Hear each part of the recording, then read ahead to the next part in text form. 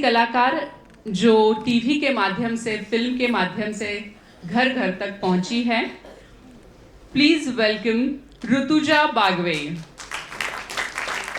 Actress, and to felicitate her I invite Amit Bagwe ji on the dais. ह्या गोजीरवाण्या घरात स्वामिनी, मंगळसूत्र, दूर्वा अशा अनेक मालिकांमधून ती आपल्याला दिसली आहे। गोची प्रेमाची, गिरगाव वाया दादर अशी अनेक नाटकं तिने केलेली आहेत। अनन्या हे विशेष नाटक तिने केलेले आहे, ज्याचे 300हून अधिक प्रयोग झालेले आहेत। झी गौरव अवॉर्ड 3 वेळा तिला मिळालेला आहे आणि अनन्या नाटकासाठी 12 वेगवेगळे पुरस्कार मिळालेले आहेत। संगीत नाटक अकादमीचा उस्ताद बिस्मिल्ला खान युवा पुरस्कार याची ती मानकरी आहे। आणि सगळ्यात महत्त्वाचं म्हणजे आता तिचं एक छान नवीन व्हेंचरमध्ये आली आहे आणि ते आहे फूडचं पाऊल। सो इट्स अ रेस्टॉरंट, फूडचं पाऊल। तिचं पुढचं पाऊल आहे फूडचं पाऊल।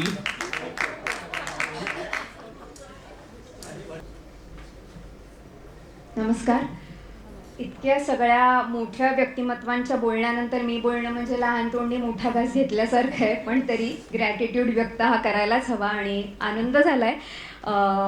वुमेन ऑफ इम्पॅक्टचे आणि रचनाचे खूप खूप आभार की इतक्या महान व्यक्तिमत्वांमध्ये त्यांनी मला मान दिला आणि मलाही अवॉर्ड दिलं।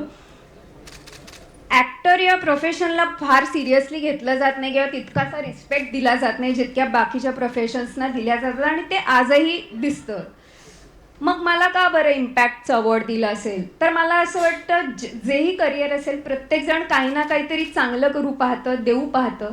मी काय करू शकते ॲक्टर म्हणून? तर कायम मी एवढं लक्षात ठेवलं की आपण अशा भूमिका स्वीकाराव्यात ज्या काहीतरी सांगू पाहतात, ज्याचं काहीतरी मत आहे, ज्या लढणाऱ्या बायका आहेत, अशा भूमिका मी कायम स्वीकारल्या ज्या काहीतरी करता आहेत।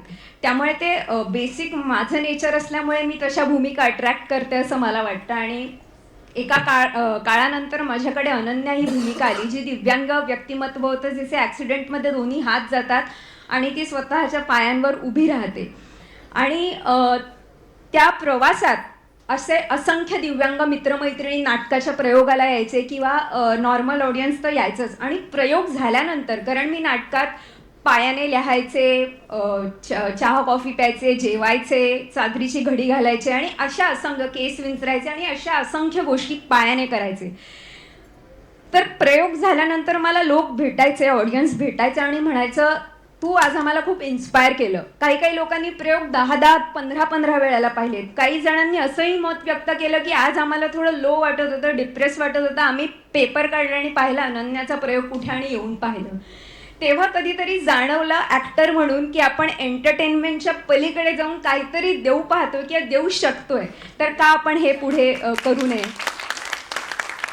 आणि आम्ही आनंदवनात एक प्रयोग केला होता जो त्यांच्यासाठी केला होता, मानधन न घेता।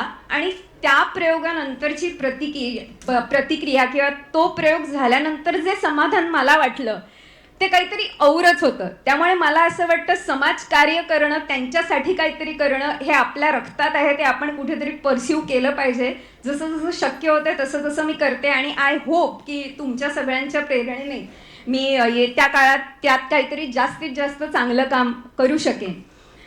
ॲक्टर नंतर असं वाटलं की आता आणखीन काहीतरी करायला हवं, इंडिपेंडेंट व्हायला हवं आणि जे काही कमवलं होतं ते गाठीशी घेऊन ओतलं। आणि म्हणतात की मराठी माणूस आणि मुलगी बिझनेस करू शकत नाही, ह्या दोन्ही वाक्यांना छेद देत मी माझं फूडचं पाऊल नावाचं एक रेस्टॉरंट ओपन केलेलं आहे।